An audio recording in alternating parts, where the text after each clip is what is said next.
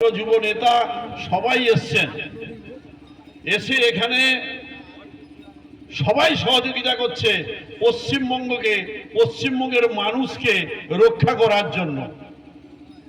সর্বনাশ, মা মাটি মানুষ মায়েদের শেষ করে দিয়েছে, শুধু ভাতা দিয়ে ভাবছে ভোটটা নিবে। মাটি হচ্ছে কয়লা, বালি, যা যা কিছু আছে, নদী নালা সব খেয়ে ফেলেছে।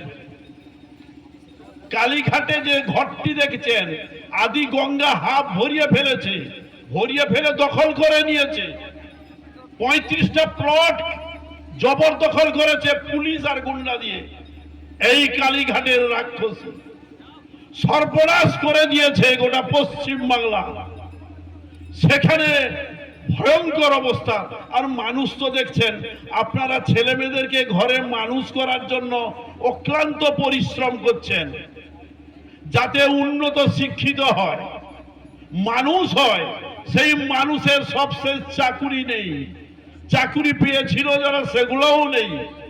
আপনাদের ছেলে মেয়ের ভবিষ্যৎ সব শেষ। মায়েরা যেখানে যাচ্ছে সেখানে তাদের শ্লীলতা হানি হবেই। রাস্তায় বেরালে নিরাপত্তা নাই। দিদিমণি বলছে কি, রাত 8টার পরে মায়েরা এখনো রাস্তায় দিদিরা মেয়েরা কেউ বেরাবে না। এরপরে বলবে 26-এ জিতলে ঘর থেকে বেরাবে না কোনো মেয়ে, সব ঘরে থাকবে। আর আমি বেরাবো, আর আমার যে লুণ্ঠিত বাহিনী প্রতিটি গ্রামে প্রতিটি পাড়ায় আছে তারাই বেরাবে। আর পিঠে বানানোর জন্য ডাকলে রাত্রে বেরাবে তার বাড়িতে। এই হচ্ছে পশ্চিমবঙ্গের দুরবস্থা। 1500 টাকার চিন্তা করবেন না। 1500 টাকা ভাতাটা বড় নয়, বড় হচ্ছে আপনার মায়ের নিরাপত্তা, আপনার মেয়ের নিরাপত্তা, আপনার ছেলের নিরাপত্তা। 26 সাল ভয়ঙ্কর দিন, পশ্চিমবাংলার রূপ পাল্টে দিবে। উড়িষ্যায় গেছিলেন দিদিমণি, বলেছিলেন যে পুরী মন্দিরে ঢুকে যাবেন, ঢুকতে দেয়নি।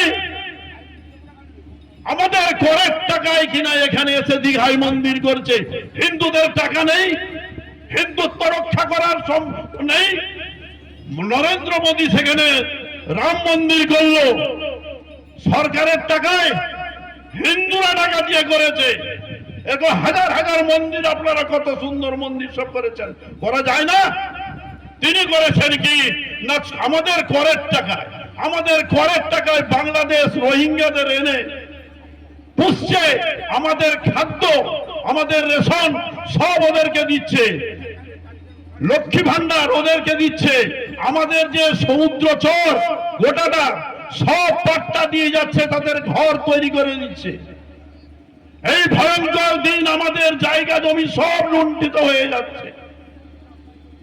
জয় বাংলা বলছে, জয় বাংলা বাংলাদেশের স্লোগান, মামাটি মানুষ বাংলাদেশের স্লোগান, খেলা হবে বাংলাদেশের স্লোগান। বাংলাদেশে ছিল 35% হিন্দু, আছে সেখানে আজকে 7.5 হিন্দু হয়ে গেছে। তাহলে এখানেও জয় বাংলা বলে এখান থেকে হিন্দুরা যাবে কোথায়? বাংলাদেশে যাবে, পাকিস্তানে যাবে। ভয়ঙ্কর রূপ এই দিদিমণি। সচেতন হন, হিন্দুদের পায়ে ধরে অনুরোধ করব, টিএমসির নেতাদের, নেত্রীদের, টিএমসির যারা কার্যকর্তা, অনুরোধ করছি মির্জাফরি করবেন না। পশ্চিম বাংলাকে রক্ষা করুন। বীরেন্দ্রনাথ সান্সলের এই ভূমি, রবীন্দ্রনাথের ভূমি, এই ভূমিকে রক্ষা করতে হবে। বাঙালিরাই রক্ষা করবে, এখানে মুসলমানরাও থাকবে। যারা রাষ্ট্রপতি মুসলমান তারা থাকবে, থাকতে পারে না কোনো বেঈমান। প্রতিটি পাড়ায় যারা আছে ঘুরে বেড়াচ্ছে কিনা দিদিমণি 1500 টাকা ভাতা, আপনার আপনি ভোটটা না দেন কেটে যাবে। আরে মোদি দিবে 3,000 টাকা, তুমি কি দিবে হরিদাস পাল? তুমি দিতে পারো না, তুমি শোষণ করবে। তুমি আমার পাড়ার রাস্তা থেকে কাটমানি খাবে, ঘরের জায়গা জমি লোকের কাটমানি খাবে, আবাস যোজনা করে কাটমানি খাবে, তোমাকে দিব ভোট। যেরকম পাড়ায় কোনো খারাপ লোক থাকলে, বদমাশ থাকলে, সে যদি রাস্তা চলে যায়, ওরে ভাই সাবধান, এসে গেছে, কোনো ক্ষতি করে দিতে পারে। টিএমসি এখন পশ্চিমবাংলার সাবধান, বাঙালিরাও সাবধান, মানুষও সাবধান, না হলে কিন্তু ভয়ঙ্কর দিন আসছে। 26 দিদিমণি পেয়ে যায়। ডবল ইঞ্জিন সরকার, ডবল ইঞ্জিন সরকার মোদীজি, একে রক্ষা করতে হবে। ডবল ডবল চাকরি, ডবল ডবল পেনশন, সবকিছু ডবল হবে। মানুষের ঘর পাবে। গরিব মানুষ চাটাইয়ের উপরে আছে, জল পড়ছে, তার ছোট্ট বাচ্চাটি সেই ঘরের মধ্যে পড়ছে, তাকে রক্ষা করতে হবে। তাকে উন্নত শিক্ষায় শিক্ষিত করতে হবে, মানুষ করতে হবে।